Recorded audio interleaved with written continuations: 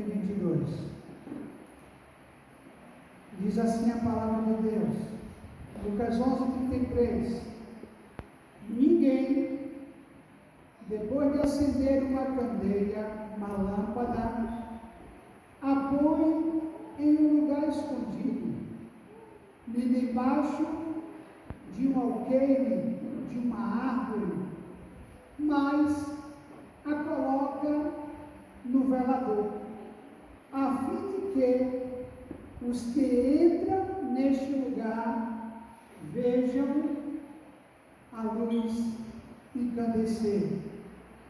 Filipenses 1, 21 e 22 diz assim: portanto, para mim, o viver é Cristo, e o morrer é lucro. Entretanto, se o viver na carne traz fruto para o meu trabalho, já não sei o que hei de escolher. Pai, obrigado por esta palavra. Nos dê sabedoria para entendermos aquilo que o Senhor quer nos dizer. Aponta, Deus, das confusões da nossa mente serem repreendidas, retiradas para a glória do teu nome. Amém, igreja? Amém. Meu Deus, nos dá sabedoria para podermos receber o ensino que o Senhor quer nos dar para termos dias melhores enquanto estivermos aqui na terra. É o que nós te pedimos, em nome de Jesus, para a glória de Jesus, e o povo de Deus diz: amém. Poder sentar, meus amados irmãos.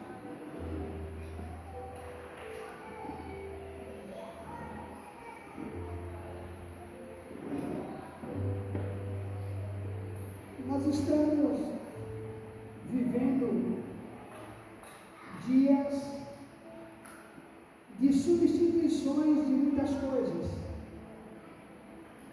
O livro impresso está sendo trocado pelo livro eletrônico.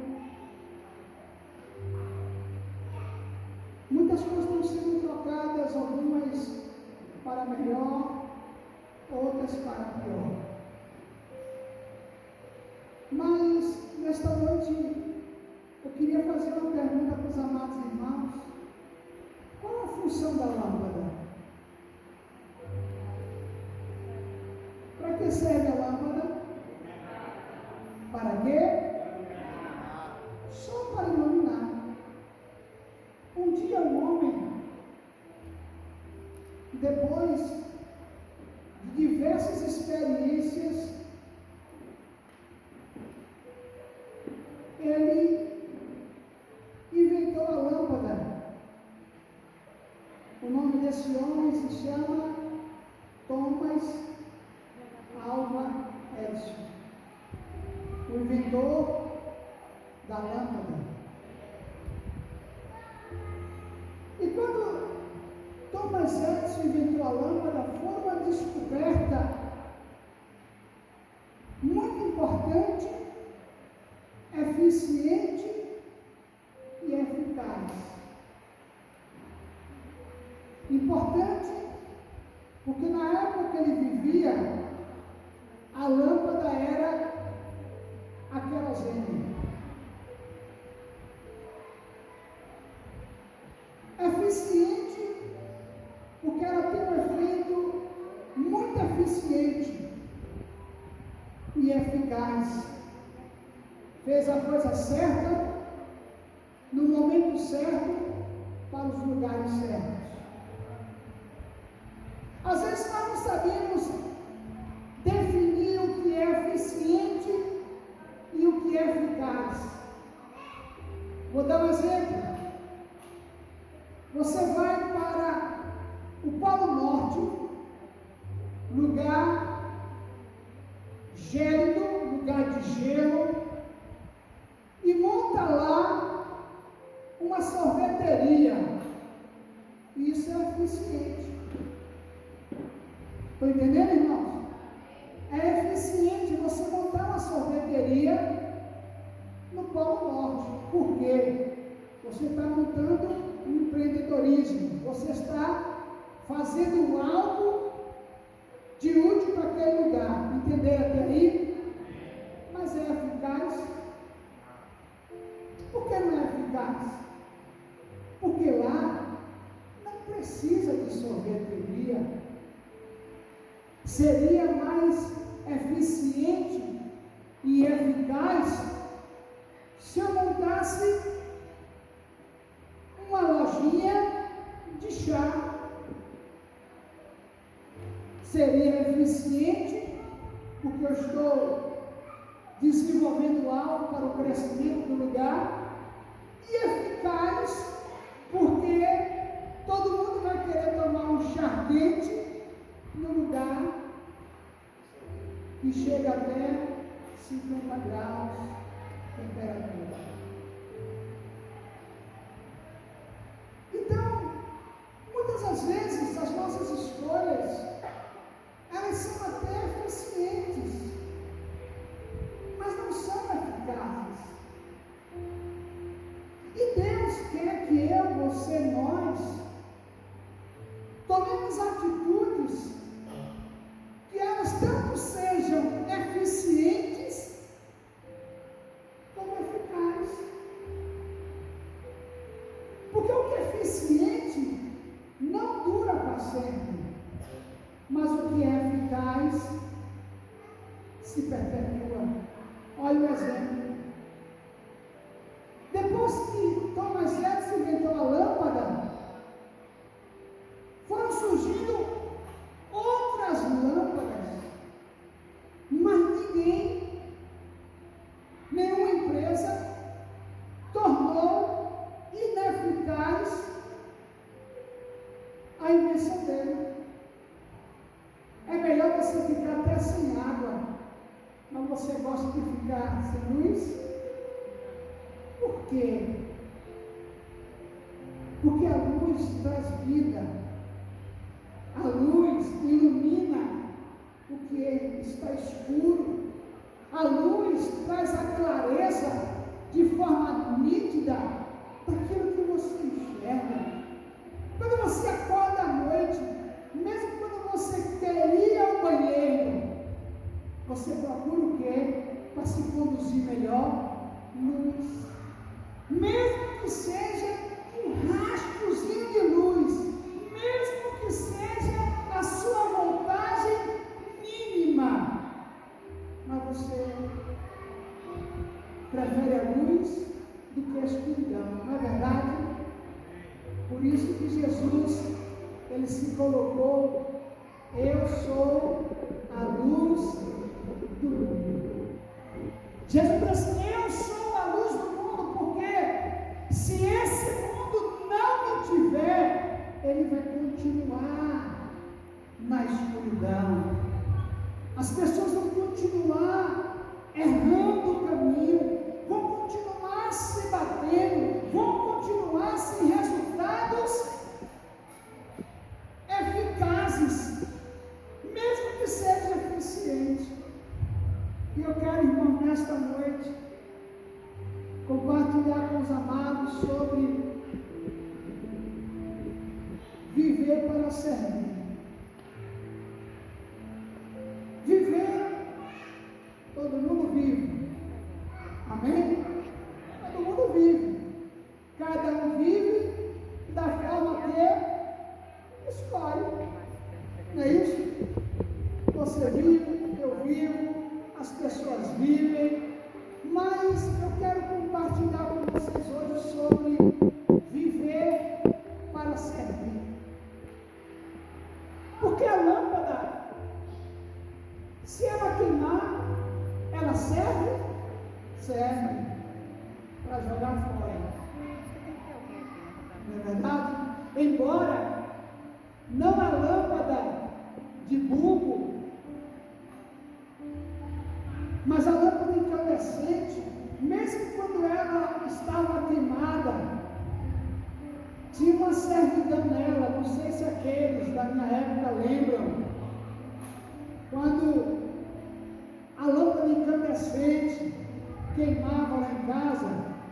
não jogava fora. Eu pegava a lâmpada, quebrava o fundo dela, o bocal dela, Manuel. Aí pegava um ferrinho fino, quebrava o cubo dela, tirava o vidro, tirava o filamento de tungstênio, que ali tem um filamento de tungstênio, é um material que aguenta pressão e calor, e enchia de água. E aí, com essa lâmpada, ou a carcaça da lâmpada, Roberto, cheia de água, eu fazia lá em casa meu cinema. Aí chamava as pessoas, os meninos da rua, as meninas da rua, e fazia cinema, para começar a ganhar o meu dinheirinho, para não depender de meu pai e nem de minha mãe. E aí, como é que o senhor fazia? Sabe como é que eu fazia? Eu pegava papel celofane e colocava, ou fazia impressão do papel celofane com a revista de quadrinho. Eu pegava a revista de quadrinho, recortava ela e imprimia no papel de desenho vegetal. E como é que eu imprimia naquela época? Sabe como é que eu imprimia? Com o caldo da tangerina, com o caldo da laranja. Se você pegar o ácido da casca da laranja, da tangerina, do limão, e escrever em qualquer desenho, e colocar um papel em branco, colocar um peso, ou passar o ferro, você vai ter o decalque. E ali eu decalcava, fazia aqueles filmes, e botava em uma caixa de sapato, e ali eu comecei a não depender dos meus pais. Por quê?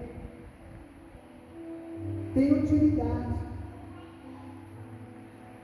Tudo na vida, ela tem utilidade. Mesmo aquilo que está prestes a ser descartável, não é o objeto que destina a utilidade, é aquele que usa a sua mente para ser útil e servir alguém. Quem entendeu, diga amém. Então, viver todo mundo vive. Ah, mas isso aí, a pessoa tem que ser inteligente. Não, irmãos. Não é ser inteligente, não.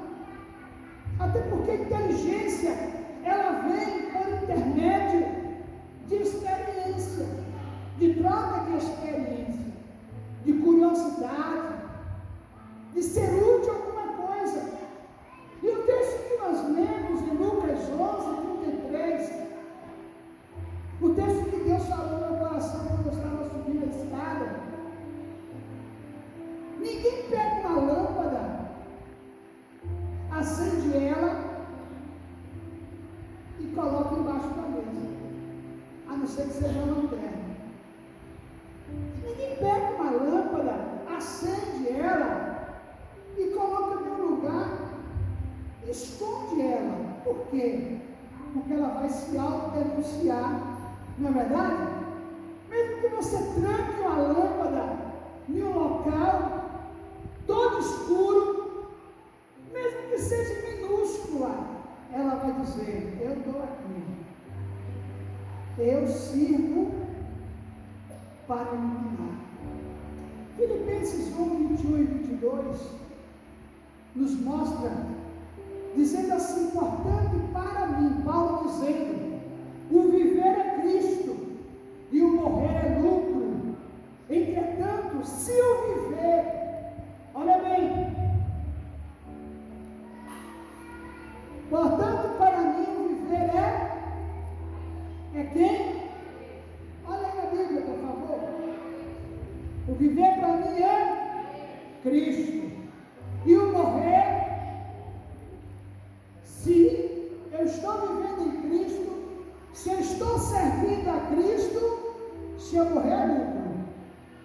Amém, irmãos? Deve ser o mesmo sentimento que eu tenho, que você tem, ou que você deve ter.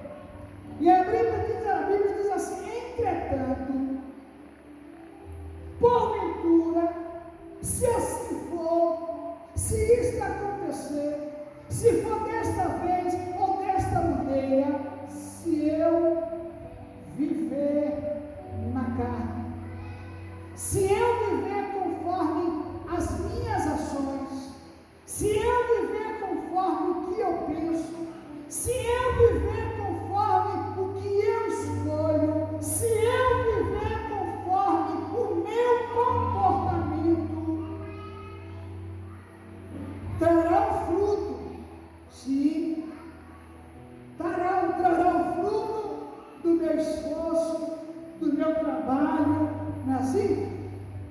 Se você se esforça para trabalhar, o resultado pode não ser bom como você queria, mas você tem resultado. Será o fruto do seu trabalho. Aí ele coloca a resposta: já não sei o que hei de escolher. Ele está dizendo para mim e para você: eu vivo plenamente em Cristo, e se eu vivo plenamente em Cristo, morrer para mim vai ser lucro. Ou eu vivo plenamente na evidência dos meus esforços. Se eu vivo em Cristo, morrer é lucro. Se eu vivo conforme aquilo que eu acho, aquilo que eu quero, aquilo que eu penso para mim, eu vou ter resultado do meu esforço, sim. Mas o que é melhor para mim? Viver com Cristo e viver uma vida servindo, ou viver só para o trabalho, ou viver só para o esforço, ou viver só para o que eu quero, ou viver só para aquilo que eu acho que é bom para mim? Essa pergunta não sou eu que faço, é a Bíblia que está nos fazendo. É Deus falando a mim e a você. Conforme o livro de João, no princípio era o Verbo, e o Verbo era Deus, e o Verbo estava com Deus, e o Verbo se encarnou e habitou entre nós. Quem é o Verbo? Jesus. Jesus está falando para mim e para você. Quando eu abro a Bíblia, eu estou lendo aquilo que Deus quer falar para mim, aquilo que Deus está me ensinando, aquilo que Deus diretamente está me dando a compreensão, ou me dando a revelação do que Ele tem para mim, para você. Eu posso ter um amém? Mas a escolha não vem de Deus. A escolha é minha, a escolha é sua. Eu posso fugir da semeadura, mas eu vou colher de alguma coisa que eu fizer, seja boa ou seja ruim. Efésios 2:10 diz assim: porque nós somos criação de Deus, realizada em Cristo Jesus, para fazermos boas obras. É isso mesmo que está escrito? É isso mesmo, irmãos? Efésios 2:10. Amém? Veja se não é isso. Porque somos criação de Deus, realizada em Cristo Jesus, para fazermos boas obras, as quais Deus preparou antes para nós as praticarmos. Não é isso? Antes de você fazer, antes de eu fazer, pastor, a tua obra, Deus já preparou. Ele já nos Ele já disse como tem que ser feito. Eu aceito ou não, eu faço ou não, eu posso até não fazer, ou nós não fazermos o que Deus quer, o que Deus manda fazer, mas eu não posso me enganar, você não pode se enganar, que no dia, no grande e terrível dia que a Bíblia diz, eu vou prestar conta do que eu fiz e não deveria fazer, do que eu não fiz e tinha que fazer. Quem está dizendo isso é Deus para mim e para você. Deus nos projetou, irmãos. Deus usou seu pai, usou sua mãe. E aí você nasceu. Filho não escolhe pai, mas pai escolhe o filho que quer ter. Pai escolhe. Estava hoje conversando na mesa, almoçando com a liderança, e nós chegamos à conclusão que hoje você pode escolher o filho que você quer. Você pode escolher o filho hoje com olho verde, olho azul. Você pode escolher o filho com esse corpinho aqui atlético, ou pode escolher um filho para ter um corpo obeso. Você pode escolher um filho que demore a ter cabelo branco, a taxa de melanina dele vai aumentar, melanina vai aumentar, melanina impede o cabelo ficar branco, melatonina faz a pessoa dormir, é o que a gente produz, melatonina, quando nós tomamos sol. Aí nós produzimos melatonina. Hoje deve ter produzido um bocado de melatonina, né? Tomou sol, nem tomou sol, né? Aí, Fábio dorme à vontade, não dorme? Dorme também, né, Fábio? Neguinho assim do jeito de ser, né? Pedindo para a glória de Jesus, né, Fábio? Então, nós tivemos a conclusão que a escolha hoje, ela pode ser feita. Amém? Ela pode ser feita. Mas para ser feita, não é só querer, é pagar. Amém, irmãos? Amém? Porque geneticamente hoje, nós aceitamos muitas coisas, ou por ignorância, ou por falta de dinheiro, ou por falta de atitude. Posso repetir? Nós, muitas das vezes, sofremos ou nos queixamos da vida por três coisas: ou por falta de dinheiro, que eu acho que não é, porque quem quer vai atrás, corre e consegue. Consegue ou não consegue? Sim. Consegue ou não? Sim.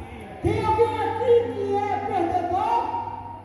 Tem alguém aqui que garante o seu sucesso? Diga glória a Deus e diga aleluia e renda palmas ao Senhor. Então não é falta de dinheiro,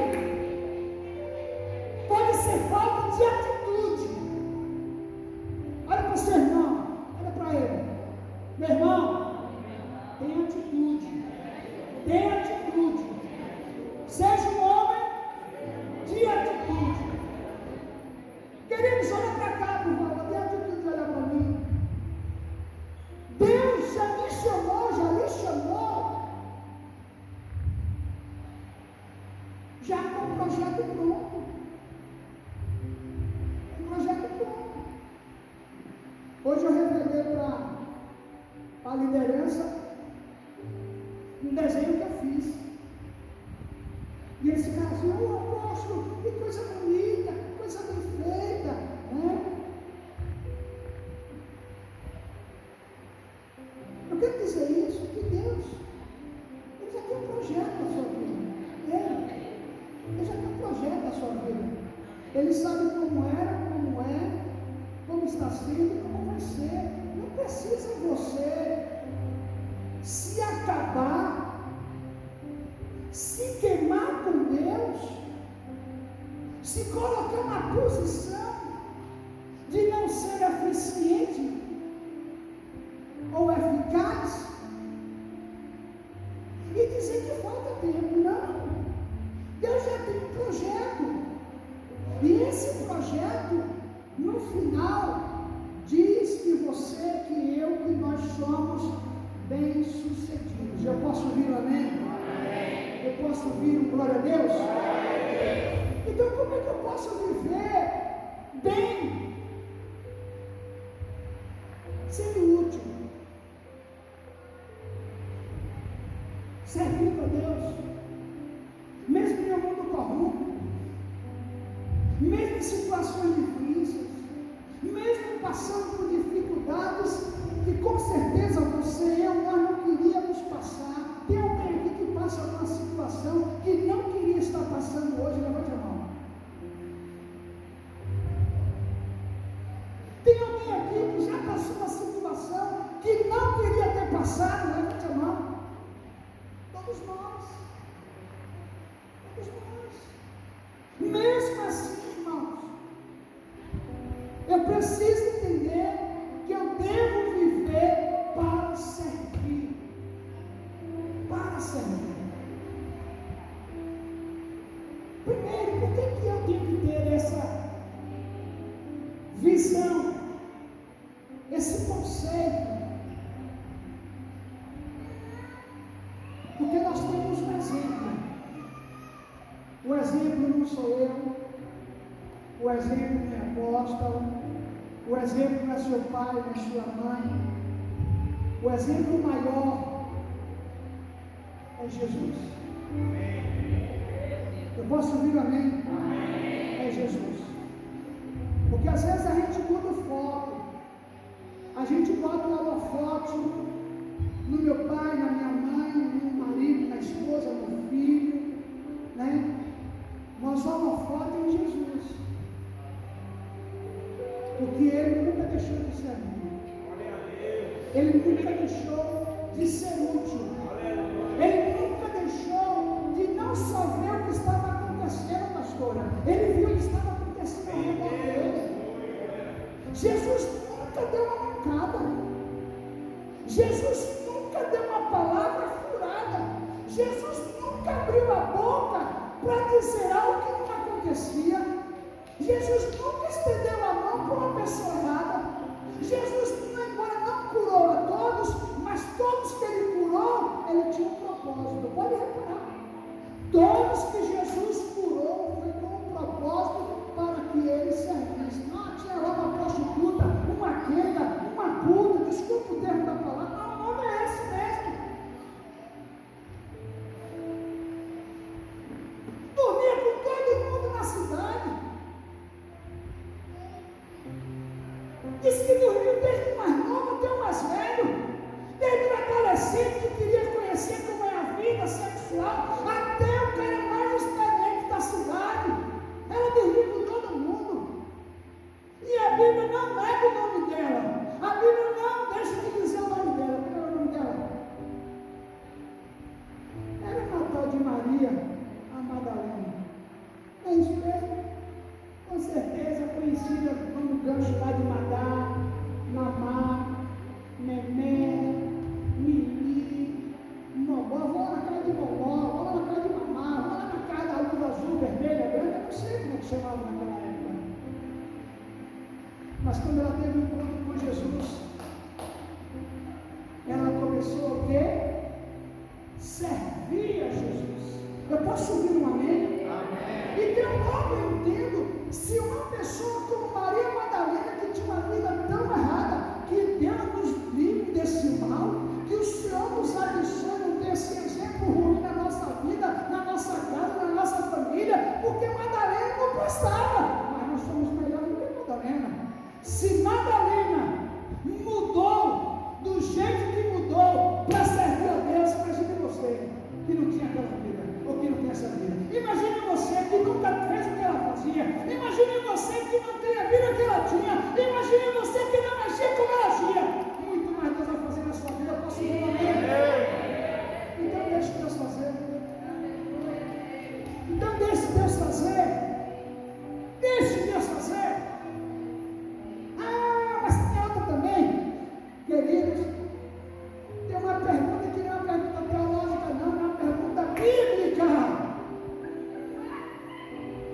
Quem era Raabe? Alguém lembra? Quem era Raabe? Quenda, meretriz, trazendo para a nossa atualidade, dona de bordel.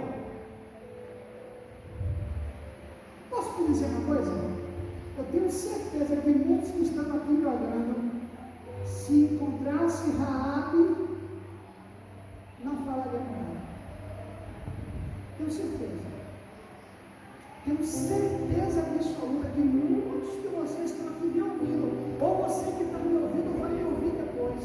Se encontrasse Raabe, não falaria para Raabe, mamãe. Porque Raabe era o que era de mais pior do pai. Era aquilo mais imprestável, aquilo que não tinha humanamente condição de mudança, era Raabe. Não é isso mesmo? E sabe o que aconteceu com Raabe? Oh, aleluia! Ela não se encontrou com Deus, ela somente se encontrou com dois homens que serviam a Deus, Josué e Caleb. E quando soube que aqueles homens estavam sendo procurados pela guarda local, ela pegou aqueles dois homens e os escondeu. Não é isso que a Bíblia diz? Os escondeu onde ela estava. Mulher de coragem. E creio eu que Josué e Caleb não eram religiosos, serviam a Deus. Porque o religioso se prende nisso, naquilo. O religioso se prende no status da pessoa. O religioso se prende no que a pessoa faz, do que a pessoa fala. Às vezes ouve até o que as pessoas falam. Religioso é isso.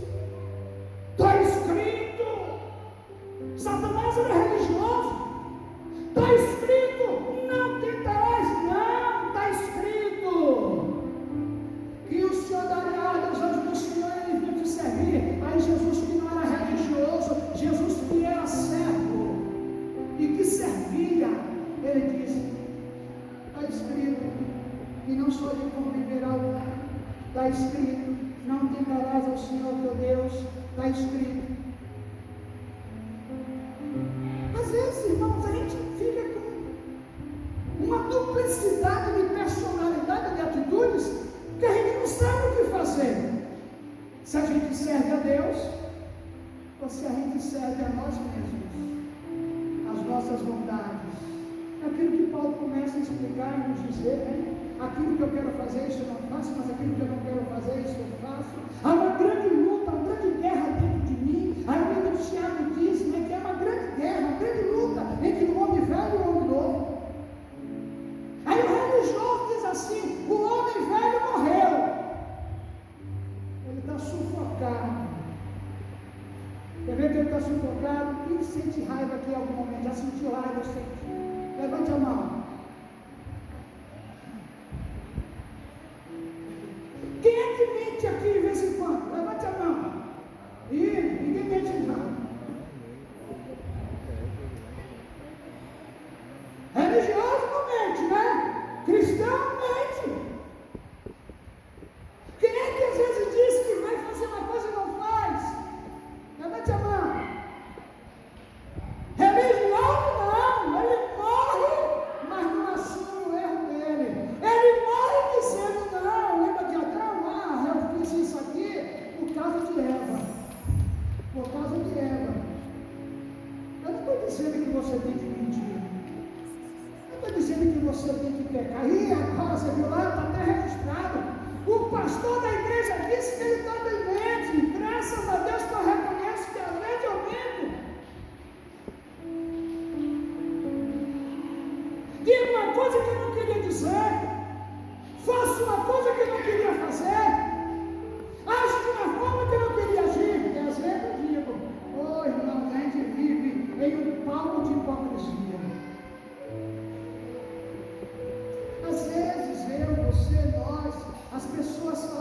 conosco, da paz do Senhor, sem paz.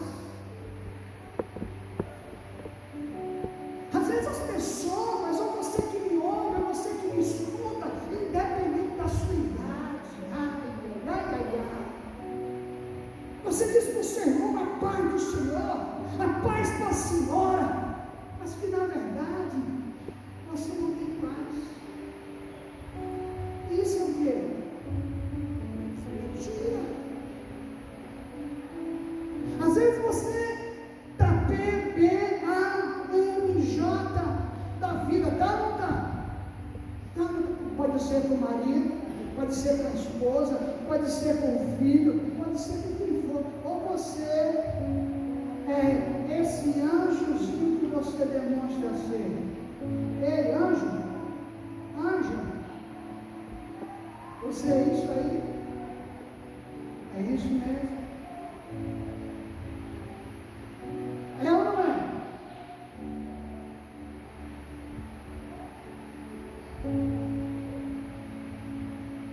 Às vezes você escolhe tanta coisa, só que Deus já revelou.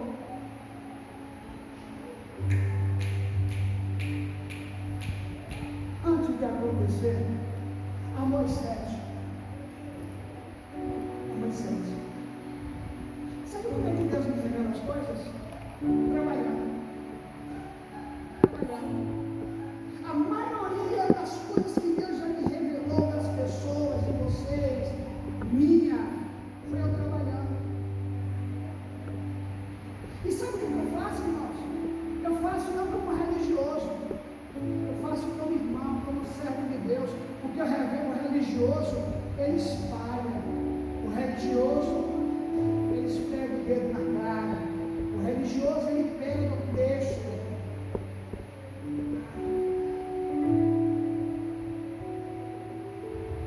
Eu faço como Jesus fez com Pedro. Pedro, tu me amas.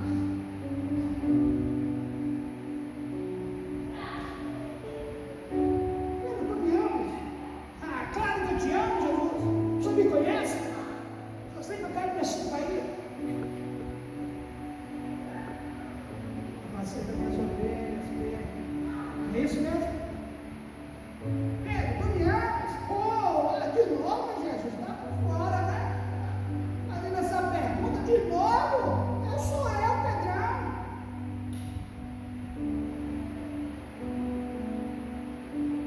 Cuida das minhas ovelhas. Aí o terceiro, Jesus olha para ele, ei, olha para cá, olha para cá. Porque os olhos é a vitrine da alma. Da mesma forma que os dentes é a janela da saúde. Sabe disso, né? Se você tem os dentes estragados, sua saúde não é boa. É boa. A mesma coisa dos olhos. Você conhece alguém que não consegue olhar nos olhos dos outros? Conhece? Pode reparar, não consegue fitar os olhos. Olhar os outros nos olhos não quer dizer passar vergonha. Quer dizer, sede e fome de alma de Deus. Toda vez que Deus se revelava a um homem de Deus, a uma mulher de Deus, ele disse assim: olha para mim. Paulo e Silas estavam entrando para a porta da igreja formosa e viu ali um homem que estava completamente sem luz. E ele disse o quê? Eles disseram o quê? Olha para mim. Eu não tenho ouro, eu não tenho prata, eu não tenho aquilo que vai preencher as suas perspectivas de vida, mas o que eu tenho eu te dou. O mais importante que está na minha vida não é o dinheiro, não é a posição, não é a experiência como pessoa do mundo, mas o que eu tenho eu te dou agora. Eu não tenho falta, eu não tenho medo de perder, sabe por quê? Porque aquele que me deu vai me dar de novo. Levanta. Posso ouvir amém? Queridos, viver para servir é isso. Viver para servir é isso, é você ter algo para dar para as pessoas. Jesus, irmãos, Filipenses 2, 5 e 7.